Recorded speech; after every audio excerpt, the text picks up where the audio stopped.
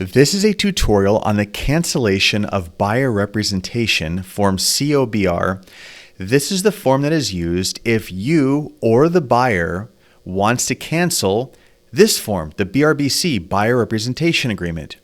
Because on the Buyer Representation Agreement, if you look at the bottom of page 2, it says either buyer or broker may cancel this agreement by giving written notice at any time.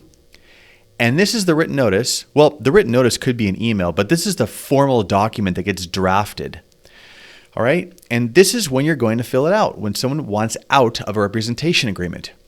You'll start by putting the name of the brokerage, the name of the buyer, and the date on the BRBC, specifically top left corner, page 1, right there on the BRBC. That's what you put there. Now, who's initiating the cancellation? The buyer or the broker, or both of you agree to mutually terminate the agreement? Check the appropriate box here of whoever's initiating the cancellation. Now, if it's just unilateral, meaning one person, either you or the buyer, is initiating it, then you're going to check this box if the BRBC was non-exclusive. B1A.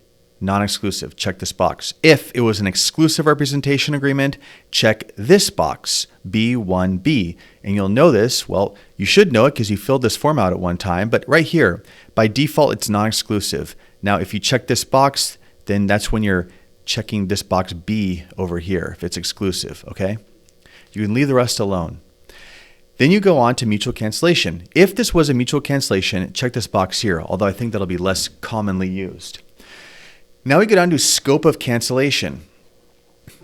My advice is just leave this alone. By default, this cancellation notice applies to all properties. That's it. You're done. There's really nothing else you need to put here. Now, if it only pertains to one property, which is a unique situation, check this box. But there's another problem I have with this, okay? Don't ever do this. Do not check this box, this C2B, because this is this loophole that was created in which a buyer can basically dump their agent if they feel like they can't pay their agent. And I say feel like because it's highly subjective whether or not a buyer can afford or not afford their agent. It's not clearly defined. And there's this little, I jumped back to the BRBC to show you. See this G2 on page 1? Buyer does not have sufficient funds to pay broker. If you check this box, you are dooming yourself. You are not actually working a real profession. Do not check this box on the BRBC because you're shooting yourself in the foot. Why would you work for someone that can't afford to pay you? It makes no sense. It's insane. This shouldn't be on this form, but it is, so it's up to you to avoid it. This is line G2 on the page 1 of the BRBC. Never ever check that box and never ever check this box here. We're leaving all of this alone, okay? We're going to go through here, compensation due broker. All this is good. It protects you. If you did work, broker duties they call it, you get compensated in the continuation period. This is good. Now, do you need to get paid for something that you did? Did you advance money towards something? You can put in a special scenario in which you're owed compensation, all right? And you can check this box. But if not, just leave it alone and don't do anything here. So basically from this point on, we're doing nothing. We're leaving this alone.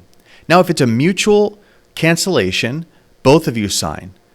For unilateral, whichever party's initiating, that's it. This is actually a very simple form, but there's lots of little traps. Don't get too bogged down in the minutia here. And don't ever check this box in the middle of page 2, this C2B.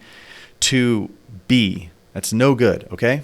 Just leave it alone, all right? All you need to do is this part up here and sign at the bottom, and you're done. It's that simple. Hope you found this helpful. Thank you for watching.